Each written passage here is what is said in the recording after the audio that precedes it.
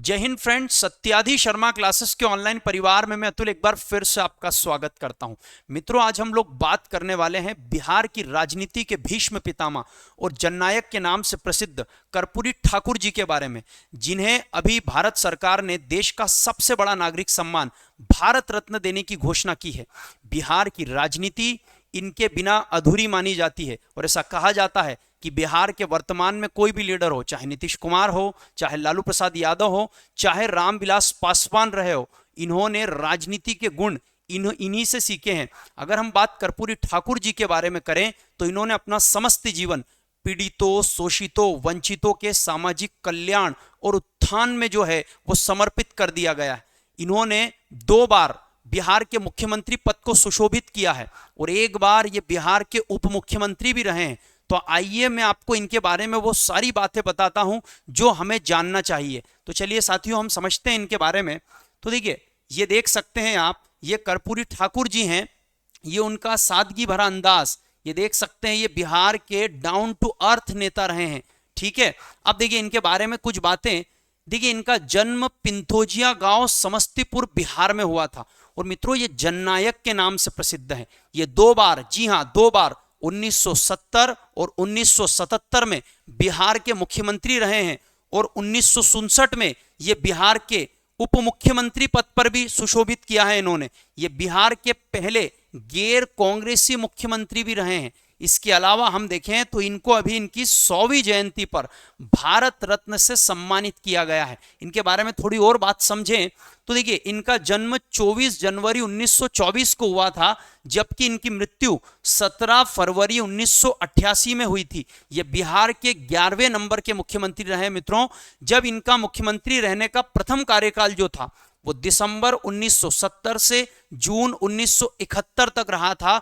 इन्होंने 163 दिन की सरकार चलाई थी, जबकि इनका जो द्वितीय कार्यकाल था वो जून 1977 से अप्रैल 1979 तक रहा था।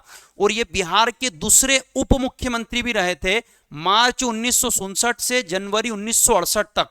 और ये मुख्यमंत्री भी रहे हैं, उप मुख्यमंत्री भी रहे हैं और शिक्षा मंत्री भी रहे हैं। इनके बारे में एक बात कही जाती है कि जब ये बिहार के शिक्षा मंत्री थे तो इन्होंने अंग्रेजी की अनिवार्यता को समाप्त कर दिया था। उस समय ऐसा कहा जाता है कि बिहार में कई बच्चे जो हैं वो अंग्रेजी में फेल हो जाया करते थे, तो इन्होंने अंग्रेजी की अनिवार्यता को समाप्त करते हुए कई बच्चों को जो है अंग्रेजी में कंपलसरी पास करने की बात भी कर दी थी। तो उस समय के बच्चे एक बात कहा करते थे, जैसे हम कहते हैं ना, फर्स्ट डिवीजन में पास हुए हैं, सेकंड डिवीजन में पास हुए हैं, तो उस समय के बच्चे कहा जा करते थे कि हम कर्पूरी डिवीजन में पास हुए हैं। तो ये इतने अद्भुत और महान शख्सियत थे बिहार के।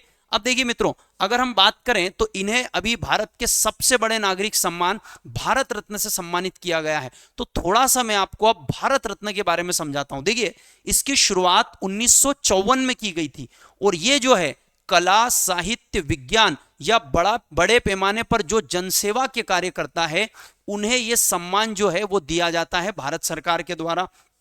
और ये देश का सबसे बड़ा नागरिक पुरस्कार है भारत रत्न। अब भारत रत्न के बारे में थोड़ी और चीज देखें तो इसके पिछले भाग पर राष्ट्रीय चिन्ह, जबकि इसके नीचे सत्यमेव जयते लिखा हुआ है।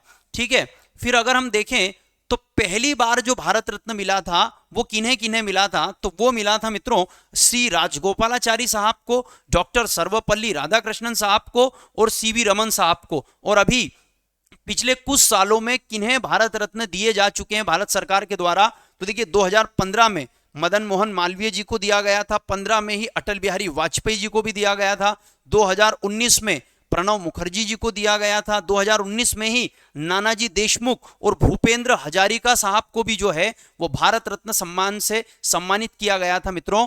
तो ऐसे ही बहुत ही महत्वपूर्ण वीडियो देखने के लिए आप जुड़ सकते हैं सत्याधि शर्मा क्लासेस परिवार के साथ।